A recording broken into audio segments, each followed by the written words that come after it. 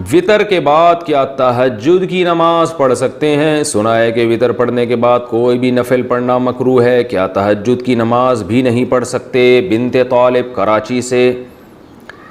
رسول اللہ صلی اللہ علیہ وسلم کا ارشاد ہے اجعلوا آخر صلاتکم وطرا، وطر کو سب سے آخری نماز بناؤ۔ اس بیس پر بہت سے علماء کی رائے ہے کہ وطر سب سے آخر میں پڑھنا چاہیے اور وطر کے بعد کوئی نفل نہیں ہے، اور ہمارے شیخ حضرت مفتی رشید احمد صاحب رحمہ اللہ کا موقف بھی یہی ہے، اور احسن الفتاویٰ میں اس پر بڑا زبردست مدلل رسالہ بھی ہے۔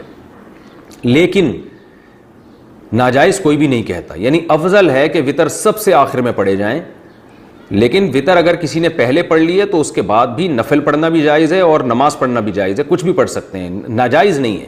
افضل ہے، افضل کہ سب سے آخر میں، ناجائز نہیں ہے، کیونکہ نبی صلی اللہ علیہ وسلم سے تو ثابت ہے صحیح سند سے کہ آپ نے وطر کے بعد 2 رکعت پڑھے ہیں، تو راجح یہی ہے کہ وہ 2 رکعت بھی وطر سے پہلے پڑھ لیں آپ، لیکن کوئی پڑھ لے تو ناجائز نہیں ہے۔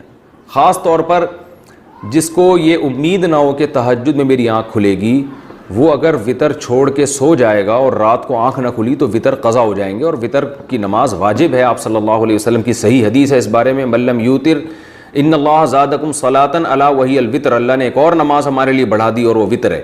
تو وطر کے وجوب کے بڑے مضبوط دلائل ہیں، بہت سخت تاکید ہے وطر کی، تو اس کو آپ قضا نہیں کر سکتے۔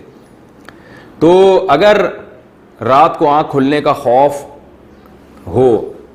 نہ ہو کہ پتہ نہیں آنکھ کھلے گی نہیں کھلے گی، تو پھر آپ کو چاہیے کہ عشاء کی نماز کے ساتھ ہی وطر پڑھ لیں، پھر اگر آنکھ کھلتی ہے تو تہجد بھی پڑھیں، تہجد کو ضائع نہ کریں۔ تو بہتر یہی ہے کہ وطر سب سے آخر میں ہو، لیکن پہلے پڑھ لیے تو بھی بلا کراہت، بغیر کسی کراہت کے نماز پڑھنا جائز، اس میں کوئی مکروہ نہیں ہے۔